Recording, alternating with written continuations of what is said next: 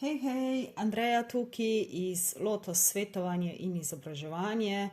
Evo, marec je pred nami, smo že kar zakorakali v njega, tretji danes in si dajmo mečkeno pogledati, kaj nam tale mesec marec prinaša skozi perspektivo vedske astrologije Džotiš, torej kakšne planetarne energije oziroma planetarni vplivi nas bodo v tem mesecu dosegali in na kakšen način bodo vplivali na nas. Obeta se nam neki ključnih astroloških premikov in vplivov v tem mesecu, in sicer smo mesec začeli s poravnavo dveh takih zelo dobrohotnih planetov, Jupitra in pa Venere. Jupiter in Venera se trenutno nahajata v znamenju Rib in včeraj sta bila na čisto enaki oziroma isti stopinji, isti minutki, torej popolna poravnava v tem znamenju. To sta torej dva takšna res dobrohotna planeta. Jupiter, ki mu v Džotišu rečemo guru, je torej v svojem znamenju Rib, Ribam vlada, tukaj se torej odlično počuti, ker tukaj lahko pride do izraza ta njegova prava narava tega duhovnega učitelja, tukaj lahko raziskuje globine duhovnosti, s tem razvija svojo notranjo modrost in nekako tudi na nas vpliva na takšen način, da raziskujemo globine onkraj tega materialnega sveta oziroma onkraj površine.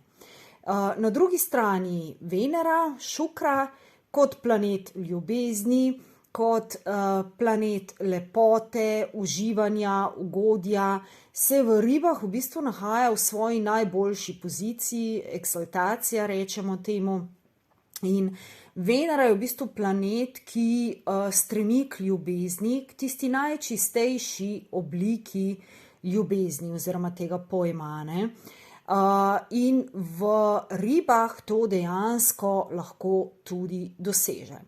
Torej, na prvi pogled bi rekli, da ob tej poravnavi Jupiter, Venera, to se pravi guru, Šukra, da je to odlična kombinacija, odlična poravnava, ker sta dva tako dobrohotna planeta se znašla skupaj. Ja, na prvi pogled mogoče res, ampak če pa pogledamo malo globje, pa si Jupiter in Venera med seboj nekako nista ravno v najboljših odnosih, kajti Jupitra res zanima zgolj ta duhovnost, zanima ga modrost, zanima ga na nek način preseganje tega materialnega sveta, ne? In opiranje res na te duhovne resnice, duhovna spoznanja. Medtem ko se Šukra, torej Venera, upira oziroma opira na ta materialni svet in želi sicer ravno tako nek duhovni razvoj, ampak skozi materialnost, to se pravi skozi vse to, kar planet Zemlja na nek način ponuja, skozi užitek, skozi udobje, skozi ugodje. In tukaj je pravzaprav konflikt med tema dvema planetoma. In nekako Venera je tista, ki sproža v nas ogromno enih želja, ogromno enih hrepenenj, medtem ko se Jupiter želi tem željam, tem hrepenenjem nekako odreči. Torej, oba nekako stremita k istemu cilju, ampak vsak skozi svoj pristop. In lahko rečemo, da se v bistvu tukaj pojavlja kot nekakšen konflikt med to duhovno predanostjo Jupitra in pa med željami, hrepenenji Venere. Zdaj, ko govorimo o Jupitru in o Veneri in o katerem koli planetu, je pravzaprav potrebno vedeti, da se ne pogovarjamo o planetih, ki so tam nekje gor na nebu, ampak se pravzaprav pogovarjamo o energijah, ki so znotraj nas. To se pravi, vsak izmed nas nosi v sebi osebnost, energijo Venere, osebnost, energijo naravo Jupitra in vseh ostalih planetov, kar pomeni, da pravzaprav vse te energije mi lahko čutimo skozi svoje delovanje, skozi svoje čustvovanje, skozi svoje počutje. Tako da, ko govorimo o Veneri, ko govorimo o Jupitru ali o katerem koli planetu, je to potrebno pogledati z vidika, da se vse to dogaja znotraj nas. Torej, v tem času, dokler bosta Jupiter in Venera še skupaj, torej do 12. marca, je pomembno, da v bistvu v tem času nekako te naše želje, ta naša hrepenenja probamo dvigati nad te površinske, vsakodnevne, ker v nasprotnem primeru se enostavno ustvarja ta nek notranji konflikt. Seveda Venera kot planet je tudi planet ljubezni, planet odnosov, planet zvez. In zagotovo je to čas, ko lahko dvignemo, povzdignemo naše odnose na neko novo raven. Da je potencial, da odnose poglobimo, da pozdravimo tisto, kar na nek način ni zdravo. Ampak je tukaj potrebno iti globje, to se pravi presežiti na nek način te iluzije, želje, hrepenenja, ki jih mi skozi odnose ustvarjamo. In v tem času se pravzaprav marsikomu lahko zgodi, da bo v odnosih zaznal nekakšen konflikt vrednot, da pravzaprav so naše vrednote lahko neskladne z vrednotami partnerja. In da bi to dejansko lahko presegli, mora v odnosu obstajati nekaj več, kot zgolj ta površinska naklonjenost, zgolj ta nek površinski odnos. To se pravi, potrebno je vzpostaviti neko globjo povezanost, neko globjo usklajenost, da bi res lahko sam odnos poglobili in dvignili na neko novo raven. 12. marca bo namreč potem Venera prestopila v znamenje Ovna, ribi so zadnje znamenje, in potem torej Venera prestopi v znamenje Ovna in s tem se bo začel v bistvu nov cikel, nov cikel te Venerine poti.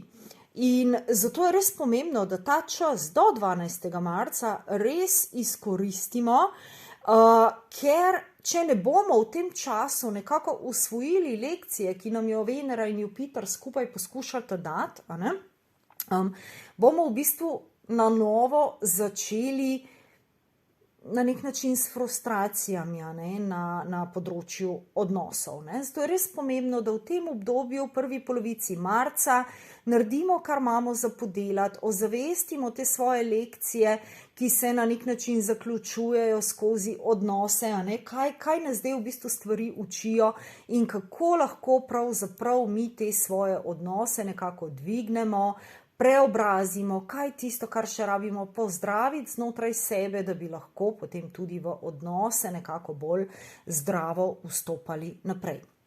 Namreč, ko bo Venera prestopila v znamenje Ovna, bo tam skupaj z karmičnim vozlom Rahujem, to je severni lunin vozu, ki energijo planetov ali pa vsebnost, naravo planetov, s katerimi se druži, ponavadi sili v ekstreme, v bistvu potencira. To se pravi, da če se druži z Venero, bo to Venero naredil res ekstremistično v teh odnosih. In Rahu tudi ustvarja na nek način sence, kajti Rahu je planet oziroma matematična točka, ki tvori mrke in nosi to senčno energijo, kjer so prisotne sence, torej ni svetlobe, je preveč neke nejasnosti. In takrat nam potem lahko priplava na površje cel kup enih podzavestnih želja, hrepenenj. In Venera potem v tem ovnu lahko postane glede tega zelo zaletava, ker pač oven je takšno mladostno zaletavo znamenje.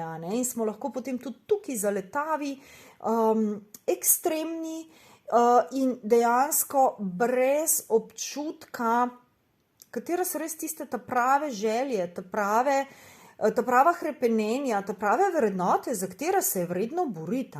Tukaj lahko potem je malo manj jasnosti.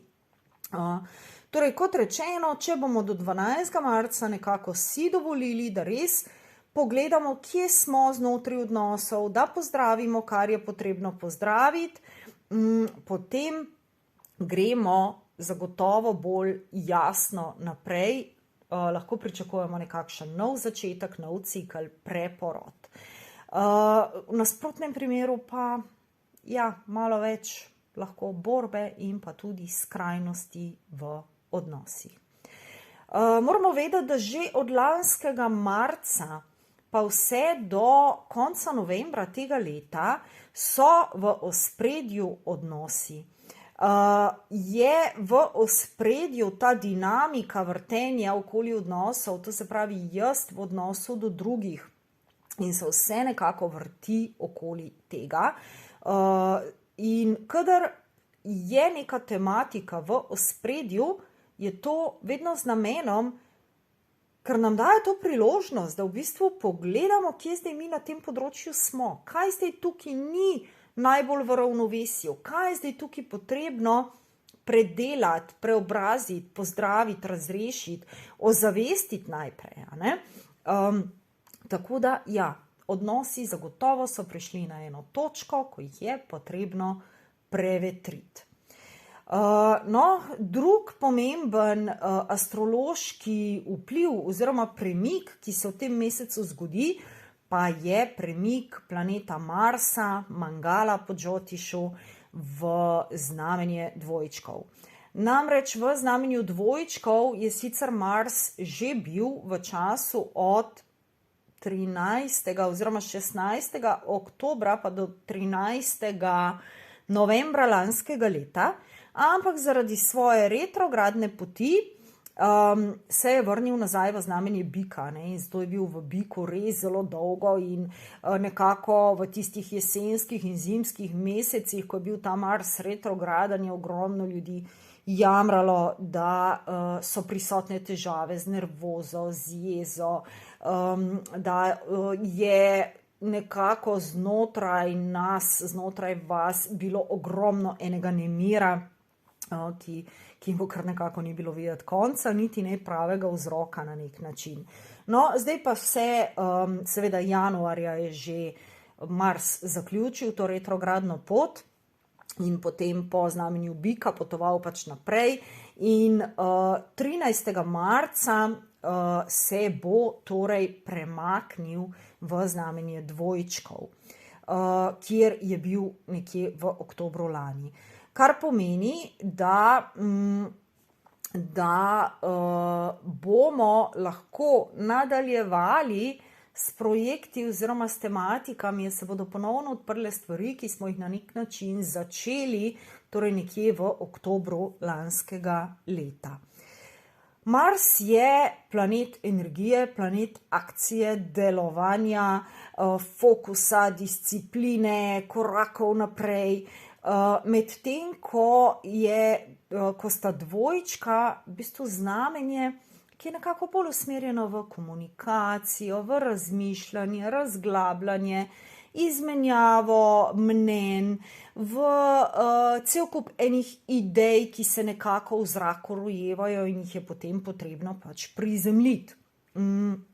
Z tega vidika je Mars sicer v tem znamenju da nam mogoče pomaga te naše ideje dejansko prizemljiti in spraviti v akcijo, spraviti v prakso. Ampak problem je v tem, ker se Mars v znamenju dvojčkov nekako ne počuti najboljše, ker pač enostavno ta komunikacija in to razmišljanje, razglabljanje, mogoče malo plavanja po oblakih, to ni ravno Marsova domena, ker Mars je pač vojak, on hoče akcijo, gremo, ne rabimo pretirano razmišljati, sploh ne rabimo komunicirati o stvareh, ampak gremo pa naredimo. In v tem znamenju dvojčkov je Marsu malo težje držati fokus. In če je Mars kot znamenje takšno ostro, dominantno, oziroma Mars kot planet oster, dominanten, dvojčka kot znamenje pa povezano s komunikacijo, seveda je lahko naša komunikacija v tem času precej ostra, odrezava, nekako taka, bom rekla, težja za pohendlati. in lahko vodi tudi v konflikte. Zraven nekako temu tranzitu ne gre na roko to, da je Merkur, ki je vladar dvojčkov, v svoji najslabši poziciji v znamenju rib, kjer se v bistvu ta njegov intelekt nekako izgubi v teh globinah domišljije, duhovnosti, in tukaj v končni fazi tudi sam Merkur težko drži fokusa, ker je enostavno toliko enih tematik, o katerih lahko razmišlja in se v njih poglablja, da se v tem enostavno zgubi. Seveda, vedno so rešitve, vsi ti vpogledi nam pravzaprav služijo za to, da vemo, kam nas lahko potegne in da mi zavestno potem stvari že vnaprej pripravimo, da nas ne bo toliko odnašalo tja, kamor ni treba. To je nekako tako, kot če pogledamo čez okno, vidimo zunaj je dež, torej vzamem dežnik, da ne bom moker, ni potrebe, da sem moker. In enako je tukaj. Torej, rešitev je vedno ta, bom rekla, zavestnost, da smo prisotni.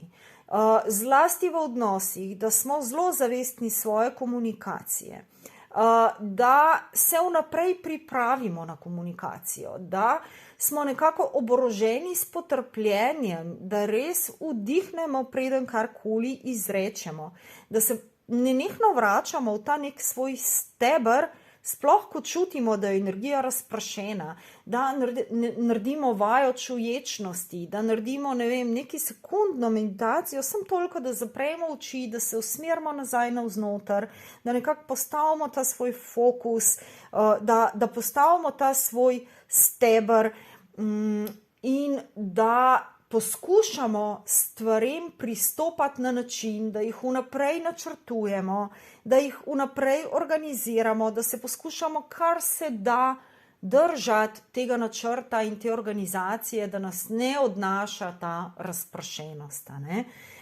In vsakič, ko zavestimo, da nas je nekam odneslo, bodi si v grobo komunikacijo, bodi si v neko razprašenost, da nismo fokusirani, da se pač enostavno vrnemo nazaj.